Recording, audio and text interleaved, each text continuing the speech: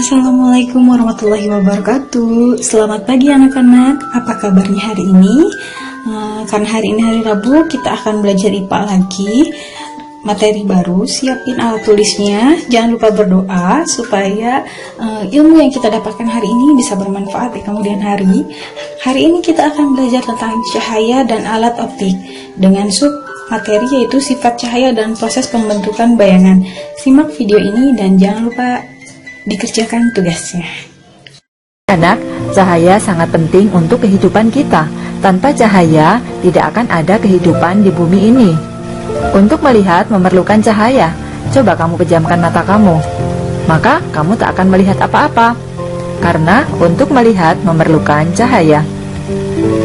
Cahaya juga diperlukan oleh tumbuhan untuk berfotosintesis. Nah, bagaimana sifat-sifat cahaya? Akan kita bahas selengkapnya dalam video ini. Simak terus sampai selesai. Sifat-sifat cahaya. Yang pertama, cahaya merambat lurus. Kamu pasti sudah pernah menemui fenomena seperti pada gambar ini, di mana cahaya matahari melalui celah-celah pepohonan sehingga membentuk berkas cahaya yang lurus seperti ini. Kalian bisa juga melakukan percobaan sederhana seperti yang ada di buku siswa, menggunakan 2 lembar kertas yang diberi lubang yang ketinggiannya sama. Kemudian kamu sediakan lilin yang dinyalakan, lalu kalian coba melihat cahaya lilin itu dari lubang kedua kertas tadi. Nah, apabila lubang kertasnya itu tidak dalam posisi yang lurus, maka mata kamu tidak akan melihat cahaya. Disitulah kamu bisa membuktikan bahwa cahaya merambat lurus. Nah, dalam hal cahaya bisa merambat lurus ini, apabila cahaya mengenai benda bening atau benda yang transparan, maka cahaya akan diteruskan atau bisa menembusnya. Tapi bila cahaya mengenai benda gelap, cahaya akan dipantulkan sehingga nanti akan membentuk bayangan. Sifat cahaya yang kedua, cahaya dapat dipantulkan. Pemantulan ada 2 jenis, ada pemantulan baur dan ada pemantulan teratur. Pemantulan baur disebut difus, yaitu pemantulan yang terjadi pada permukaan yang tidak rata, seperti dinding dan kayu. Pada pemantulan baur, cahaya dipantulkan dengan arah yang tidak beraturan. Namun, pemantulan baur ini memiliki keuntungan. Yang pertama, tempat yang tidak terkena cahaya secara langsung masih terlihat terang. Yang kedua, berkas cahaya pantulnya tidak membuat mata kita silau. Jenis yang kedua adalah pemantulan teratur. Pemantulan teratur terjadi pada permukaan yang halus dan rata, misalnya cermin. Pada pemantulan teratur, cahaya dipantulkan dengan arah yang beraturan. Pemantulan teratur maupun pemantulan baur akan memenuhi hukum pemantulan cahaya. Menurut Snellius, sinar datang, garis normal, dan sinar pantul terletak pada satu bidang datar. Perhatikan gambar ini ya. Ini sinar datang. Ini garis normal, yaitu garis yang tegak lurus dengan bidang, dan ini adalah sinar pantulnya. Yang kedua, besar sudut datang, di sini I, akan sama dengan sudut pantul, yaitu R. Sifat cahaya yang ketiga adalah cahaya dapat dibiaskan atau dibelokkan. Pembiasan cahaya merupakan pembelokan arah cahaya ketika memasuki medium yang berbeda kerapatannya. Ini adalah beberapa contoh tentang pembiasan cahaya. Pensil di gelas tampak patah. Air di kolam renang nampak lebih dangkal dari ukuran sebenarnya. Dan ini adalah terjadinya fata morgana. Sifat cahaya yang keempat adalah cahaya merupakan gelombang elektromagnetik. Gelombang elektromagnetik adalah gelombang yang tidak memerlukan medium dalam perambatannya. Gelombang cahaya merambat dengan kecepatan 3 kali 10 pangkat 8 meter per sekon di ruang hampa. Artinya dalam 1 detik cahaya mampu menempuh jarak 300 juta meter. Cahaya yang nampak oleh mata kita itu disebut dengan cahaya tampak, yaitu ada pada panjang gelombang 400 nanometer sampai 700 nanometer. Ini hanya sebagian kecil dari gelombang cahaya yang ada yang dipancarkan oleh sinar matahari. Pembentukan bayangan pada cermin. Ada 3 jenis cermin, yaitu cermin datar, cermin cekung, dan cermin cembung. Cermin datar. Kita perhatikan gambar. Sebuah benda berada di depan cermin datar, sehingga nanti akan memenuhi hukum pemantulan cahaya tadi. Ya, ini sinar datang dan ini sinar pantulnya. Karena tidak ada sudutnya, maka akan lurus seperti ini. Tapi ketika sinar datangnya itu membentuk sudut tertentu, maka akan memenuhi hukum pemantulan cahaya, bahwa sudut datang di sini akan sama dengan sudut pantulnya. Lalu bagaimana sifat bayangan pada cermin datar? Yang pertama, jarak bayangan akan sama dengan jarak benda. Tinggi bayangan sama dengan tinggi bendanya, akan sama tegak, maya atau semu, artinya kelihatan berada di dalam cermin. Tapi ketika kamu lihat ke belakang cermin itu, tidak ada bayangannya. Berikutnya, sifat bayangan berikutnya adalah terjadi pembalikan sisi, yaitu kiri menjadi kanan. Ketika kamu angkat tangan kanan, maka bayangannya akan mengangkat tangan kiri. Lalu berapa sih tinggi cermin minimal agar bayanganmu kelihatan seluruhnya? Misalnya tinggi badanmu 150 cm.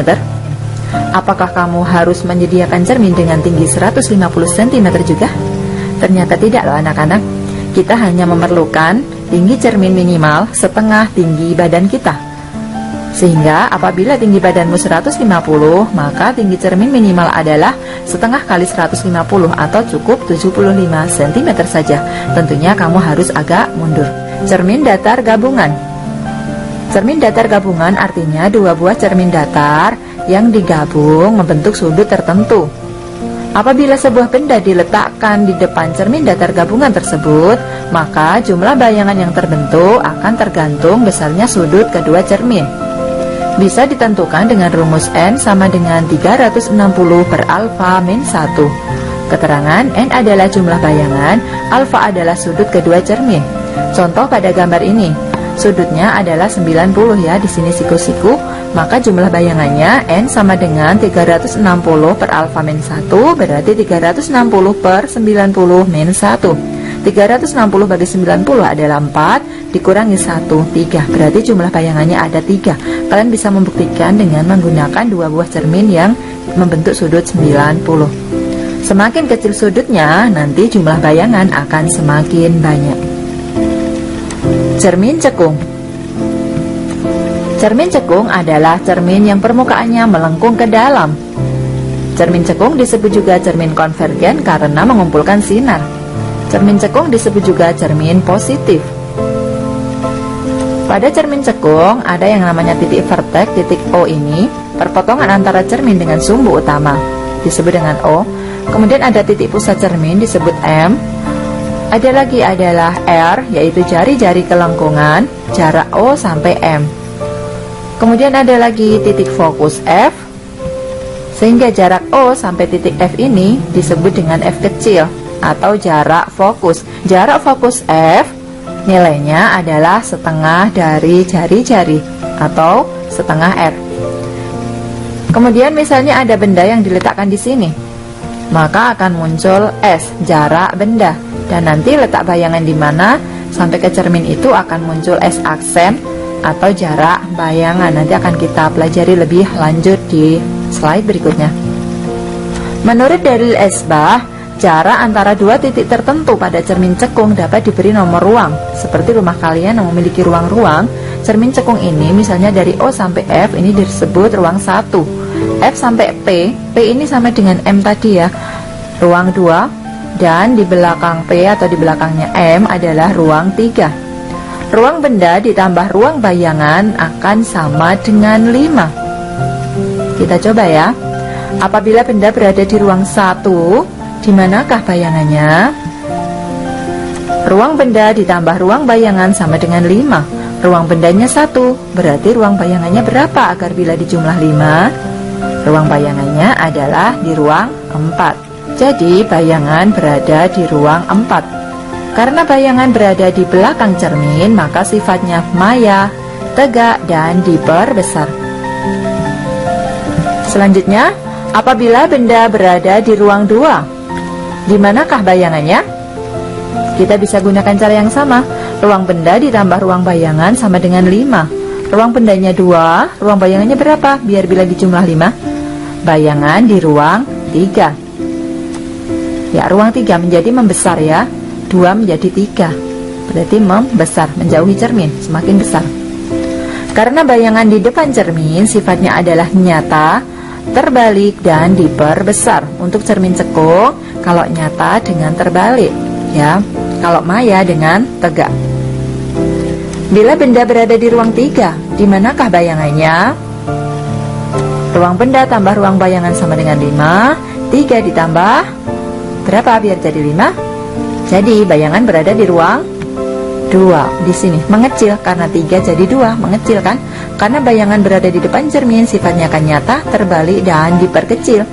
Karena dari 3 ke 2. Bisa dimengerti? Oke, kita lanjut pembentukan bayangan pada cermin cekung. Selain menggunakan hukum pemantulan seperti ini, hukum pemantulan cahaya, kita bisa juga menggunakan sinar istimewa untuk cermin cekung. Ada 3 sinar istimewa. Yang pertama, sinar datang sejajar sumbu utama akan dipantulkan melalui titik fokus. Sinar kedua, sinar datang melalui fokus akan dipantulkan sejajar sumbu utama. Yang ketiga, sinar datang melalui pusat kelengkungan akan dipantulkan melalui titik pusat kelengkungan lagi. Ini contoh bagaimana melukis bayangan pada cermin cekung. Pertama-tama, letakkan penggaris tepat di atas ujung benda ini. Kamu gunakan sinar istimewa, bisa memilih yang mana. Kita di gambar ini menggunakan sinar istimewa yang pertama. Sinar datang sejajar sumbu utama akan dipantulkan melalui titik fokus. Kemudian kita pilih sinar berikutnya, kita pakai sinar istimewa yang kedua. Sinar datang melalui fokus akan dipantulkan sejajar sumbu utama. Nah, perpotongan dari sinar pantul inilah yang merupakan letak bayangan. Bagaimana sifatnya? Nyata, terbalik, diperkecil. Cermin cekung dalam kehidupan sehari-hari sebagai pemantul atau reflektor pada lampu mobil, lampu senter, dan berbagai lampu sorot yang lain. Bisa juga untuk perlengkapan dokter gigi, sebagai antena parabola penerima sinyal radio, sebagai pengumpul sinar matahari pada pembangkit listrik tenaga surya, dan alat pengumpul cahaya pada mikroskop. Cermin cembung. Cermin cembung adalah cermin yang permukaannya melengkung keluar. Cermin cembung disebut cermin divergen karena menyebarkan sinar. Cermin cembung disebut juga cermin negatif. Melukis bayangan pada cermin cembung juga menggunakan 3 sinar istimewa. Sinar pertama, sinar datang sejajar sumbu utama akan dipantulkan seolah-olah berasal dari titik fokus. Sinar yang kedua, sinar datang menuju ke fokus akan dipantulkan sejajar sumbu utama. Yang ketiga, sinar datang menuju ke pusat kelengkungan akan dipantulkan kembali seolah-olah berasal dari titik pusat kelengkungan tersebut. Ini contoh lukisan pembentukan bayangan pada cermin cembung. Ini cerminnya menghadap ke kanan ya. Ini bendanya. Kamu gunakan sinar istimewa. Ini sinar istimewa pertama. Sinar datang sejajar sumbu utama akan dipantulkan seolah-olah berasal dari fokus. Lalu ini menggunakan sinar istimewa ketiga. Sinar datang menuju titik pusat kelengkungan akan dipantulkan melalui titik itu lagi. Nah, kemudian kalian perpanjang sinar pantulnya sehingga inilah bayangannya. Bagaimana sifatnya? Karena di belakang cermin sifatnya adalah maya. Tegak atau terbalik ini? Tegak, diperkecil. Cermin cembung dalam kehidupan sehari-hari. Kaca spion kendaraan, kaca spion besar di tikungan, dan punggung sendok. Sifat bayangan cermin cembung akan selalu maya, tegak, diperkecil. Ini lensa. Lensa ada 2 jenis, ada lensa cembung dan ada lensa cekung. Apa bedanya lensa dengan cermin? Pada cermin terjadi pemantulan cahaya, sehingga cahaya masuk akan dipantulkan kembali. Sedangkan kalau lensa, cahaya akan dibiaskan atau dibelokkan. Ada 2 jenis lensa, yaitu ada lensa cembung dan lensa cekung.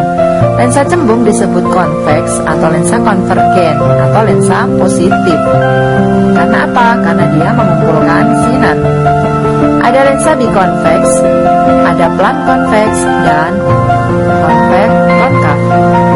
Sedangkan lensa cekung atau konkav atau lensa divergen karena menyebarkan sinar disebut lensa negatif. Ada lensa bikonkav, ada plan konkav, ada konkav konveks. Pembiasan pada lensa cembung. Sama halnya seperti cermin, pada lensa cembung juga menggunakan 3 sinar istimewa. Pertama, sinar datang sejajar sumbu utama akan dibiaskan melalui fokus. Pada lensa, fokusnya ada 2, ada fokus aktif dan fokus pasif. Untuk sinar istimewa kedua, sinar datang melalui fokus akan dibiaskan sejajar sumbu utama. Sinar yang ketiga, sinar datang melalui pusat optik lensa akan diteruskan tanpa dibiaskan. Ini contoh pembentukan bayangan pada lensa cembung. Ini menggunakan sinar istimewa pertama ya, sinar datang sejajar sumbu utama akan dibiaskan melalui fokus. Kemudian sinar yang melalui pusat optik akan diteruskan. Nah, hasil pembiasan inilah yang merupakan bayangan. Jadi S ini jarak benda dan S aksen adalah jarak bayangan. Pembiasan pada lensa cekung. Ada 3 sinar istimewa juga. Sinar datang sejajar sumbu utama akan dibiaskan seolah-olah berasal dari F1. Yang kedua, sinar yang seolah-olah menuju ke F2 akan dibiaskan sejajar sumbu utama. Yang ketiga, sinar datang melalui pusat optik lensa akan diteruskan tanpa dibiaskan. Ini contoh pembentukan bayangannya. Ini pakai sinar istimewa pertama, sinar datang sejajar sumbu utama, dibiaskan seolah-olah berasal dari fokus ke 1. Kemudian di sinar istimewa ketiga, sinar datang melalui pusat optik lensa atau O akan diteruskan tanpa dibiaskan. Kemudian bayangannya ini didapatkan dari perpanjangan sinar bias. Nah, ini perpotongannya inilah yang merupakan letak bayangan. Manfaat lensa dalam kehidupan sehari-hari. Lensa cembung bisa ditemui pada lup, mata manusia, mikroskop, teropong, kamera, kacamata plus, proyektor, dan kamera HP. Sedangkan lensa cekung dimanfaatkan pada kacamata minus dan lensa pembalik pada teropong bumi. Persamaan matematis cermin dan lensa. Seper S ditambah seper S aksen sama dengan seper F, di mana F adalah sama dengan setengah R. Ada lagi M sama dengan H aksen per H atau S aksen per S. S artinya jarak benda ke cermin atau lensa, S aksen jarak bayangan ke cermin atau lensa, F jarak fokus, R jari-jari kelengkungan, M perbesaran bayangan, H tinggi benda, H aksen tinggi bayangan.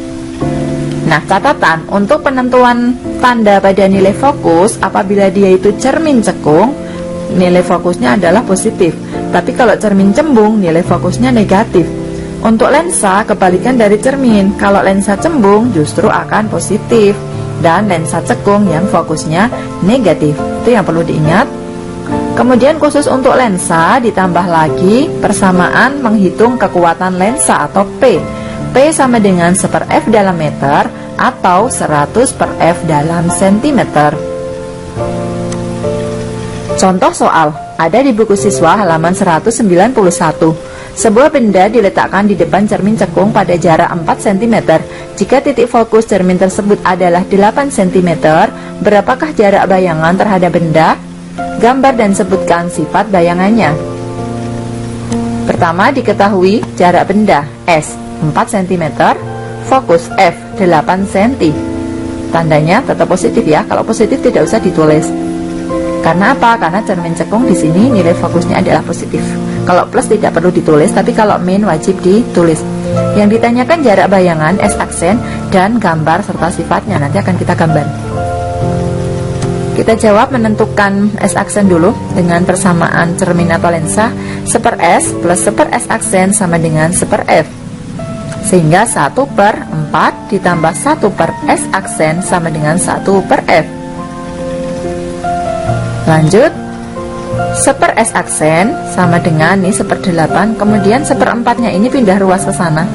Karena pindah ruas menjadi tandanya minus, maka seper S aksen sama dengan seper 8 dikurangi seper 4. Kita samakan penyebutnya ya, pakai angka 8. 8 dibagi 8 ini 1, dikurangi 8 dibagi 4 kali 1, 2. Nah, 1 kurangi 2 min 1, 8-nya tetap.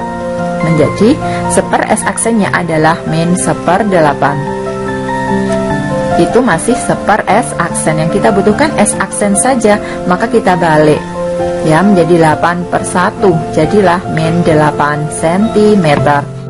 Jadi jarak bayangannya adalah 8 cm di belakang cermin cekung.